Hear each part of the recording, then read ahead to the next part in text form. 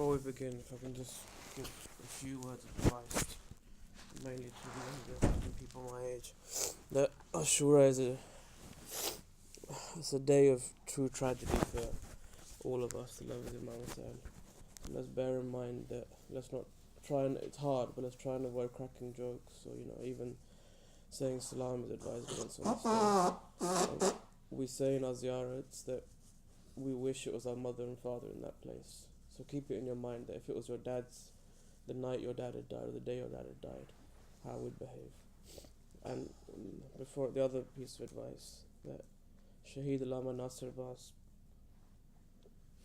on the day of Ashur, whenever he used to recite Maqtal, before he began his Maqtal, he used to say something which has always stuck with me, that on the day of Ashura, don't cry with your head down. Don't cry with anything over your mouth. Cry openly, cry loudly, cry so everybody can hear you, so that the people know that we're mourning on this day. Recite Salawat al-Muhammad wa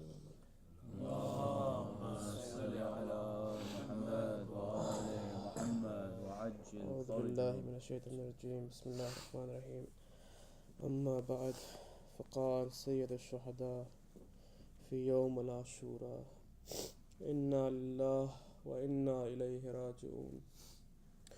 All of the tragedies, all of the masayibs we've heard from the Sheikh for the last 9 nights, they all took place in this day. Sayyid's going to speak to us about one of the greatest tragedies of Abu Fadl al-Abbas alayhi salam. But before that, we want to just take a moment to remember the apple of the eyes of Sayyid al-Shuhada, Ali Akbar alayhi salam. For the first 9 days that the family were on the plains of Karbala, they had a muaddin, they had somebody who recited the adhan for them. But on the morning of Ashura, Abu Abdullah comes to Ali Akbar and he says, "My son Ali, today you recite the adhan." Allahu Akbar.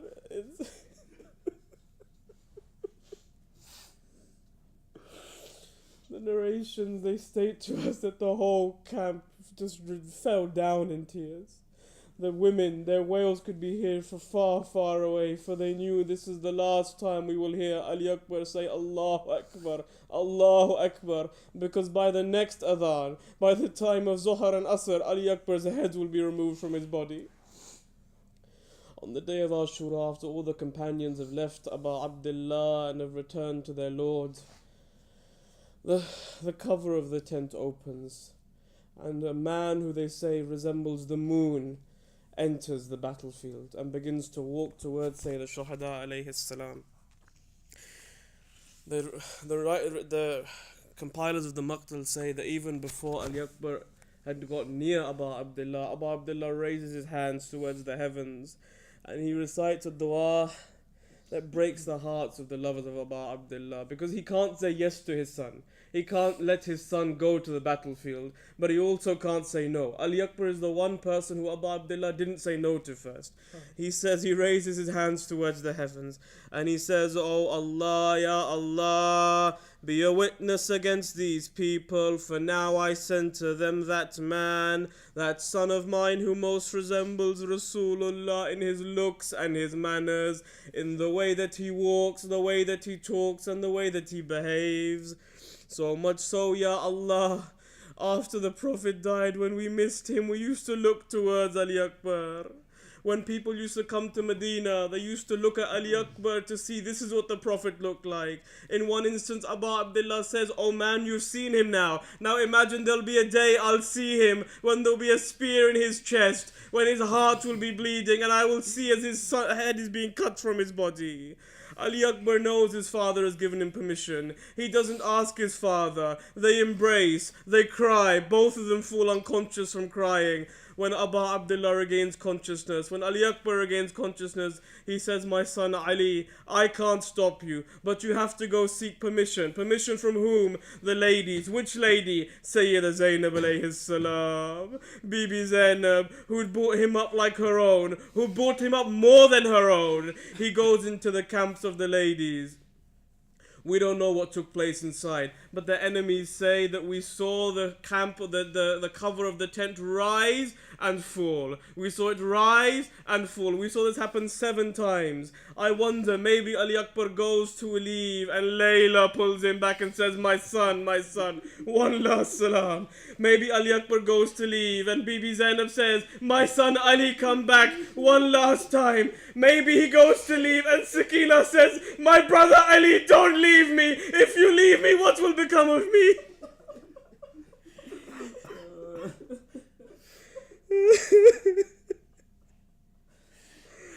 May Allah give you patience, it's a long day.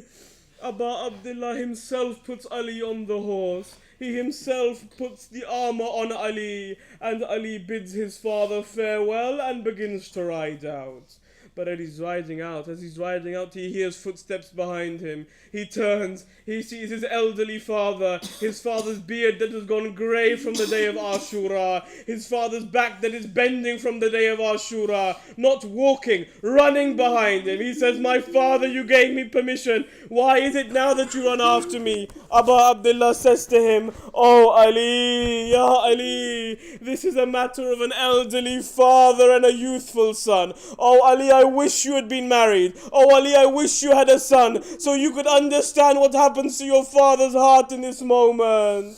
Ajnakullah ya Shia. Aba Abdullah says, Ali Akbar, every few moments when you go forward, take one look at your father. Give your father one more bidding farewell. Ali Akbar goes out, riding like the Hashimi, fighting like the Hashimi, saying, Ana la Ali ibn al-Hussein. I am Ali, the son of Hussein. Who is the son of Ali? He reminds the people, his grandmother is Sayyida Zahra. His grandfather is Rasulullah. He reminds them that he is from the family of Jafar al-Tayyar, and the people are in disarray. The enemies narrate that we didn't know. Has the moon descended to defend Hussein? We didn't know. Has Ali come down to defend his son? We didn't know what was happening. This boy rushed at us and we all scattered. Ali Akbar fights valiantly. But my brothers, Karbala, in the height of the summer, it's a hot time.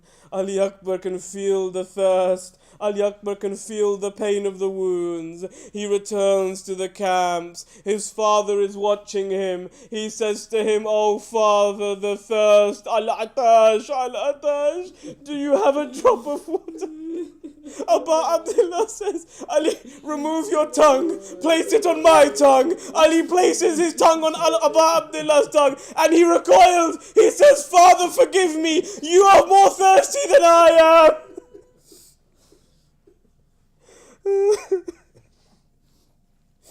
Ya Aba Abdullah, Ali Akbar says to his father, I can feel my grandmother calling me. I can feel my grandfather calling me. He begins to remove the armor. He says to his father, I am ready to submit to the will of Allah. Now he rides back without the armor, but still he fights valiantly. Layla is watching from the tent. The mother is seeing. She can't see the fight, but she can see the face of Aba Abdullah. She can see the pride when Ali Akbar is fighting, but all of a sudden the face of Aba Abdullah turns. Layla says, oh my husband, Ya Hussein, what has happened? Is our son okay? Aba Abdullah says he's fighting valiantly, but somebody is approaching, Ya Layla. Layla, raise your hands in dua, for the dua of a mother is answered. Layla prays. Ali Akbar returns one last time for one farewell, and the Maqtal doesn't narrate what takes place now, but I can imagine the scene. I can imagine Layla screaming at the sight of her son bidding farewell. I can imagine Bibi Zainab alayhi salam, what must have been going through her heart. Ali Akbar returns to the battlefield. This is the final moment of the life of Ali Akbar alayhi salam. He's fighting and he's fighting, but all of a sudden, one of the la'eens, they throw a spear. The spear goes through the back of Ali into the chest of Ali. Ali Akbar falls forward onto his horse. The horses are trained to go back to the camp if the rider is injured, but the blood of Ali covers the horse's face. The horse doesn't know where to go. It goes towards the the enemies. Now somebody is throwing a stone, somebody is slicing with a knife, somebody is throwing an arrow, somebody is picking up anything he can and attacking the son of Abu Abdullah. Everybody is surrounding Ali Akbar. Ali Akbar screams out. What does he say? Adrikni? No, he doesn't say help me. He says, Assalamu alayka ya Abu Abdullah. I ask you, oh my master, Ya Ali, why? And I imagine he would say that it's because I know a father can't see his son in this state. Nonetheless, Abu Abdullah jumps onto Zuljana. He begins to ride out. He comes towards where Ali Akbar is, but he's going somewhere else. Ali Akbar says, my father, why is it you go towards that direction? Abu Abdullah says, Ya Ali, you are the nur of my eyes. You are the light of my eyes. You are leaving me. I've become blinded. Guide me with your voice. Abu Abdullah comes to the body of Ali Akbar. He doesn't descend the horse. The narrations say he throws himself from Zuljana onto the body of Ali Akbar. He's holding his son. He's consoling his son. He's telling him, my son, be patient. My grandfather will feed you from Kawthar. Such a drink that you will never be thirsty again. He sees Ali Akbar smiles and Ali Akbar cries. He says to him, oh my son Ali, why is it that sometimes you smile yet sometimes you cry? Ali Akbar says to him, oh my father, Rasulullah is coming to greet me. He is bringing the water from Kawthar. But Ya Rasul, Ya Abu Abdullah, I weep because I see your mother Fatima. I see her beating herself at what is happening to us. What happened to Sayyidah Fatima's heart that day? Abu Abdullah again consoled his son, and now he sees the most difficult sight. What does he see? Ali Akbar's hands are covering his chest. He's hiding something from his father. His father says to him, oh Ali, what is it you hide from me? Why will you not let me see? He says, it will hurt you too much, father. Ali Akbar, remove your hands, says Abu Abdullah. He removes his hands, and Abu Abdullah sees the broken spear sticking out of the chest of Ali Akbar. I imagine, and we will finish here, take your hearts to Karbala. I imagine Abu Abdullah places two hands on the spear. He turns his head towards Najaf to say, oh my father Ali, you lifted the door of Khaybar, but come to Karbala. See Hussein lifting the spear from the chest. I imagine, my heart says, what if Imam Ali turned back and he said, my son Hussein, I see you, but imagine my state when my hand went over the broken rib of Zahra.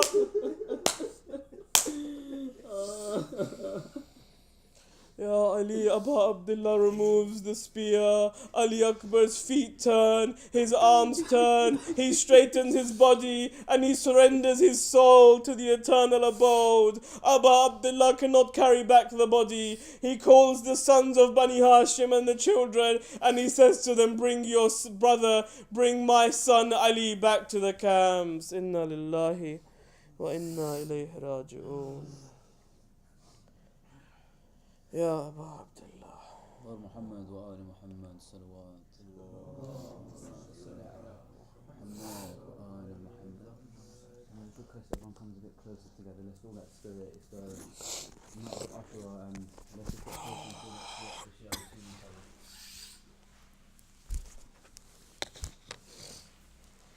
So on this night we've heard of all the tragedies that took place, and one of the most heartbreaking ones was Abu al-Fadl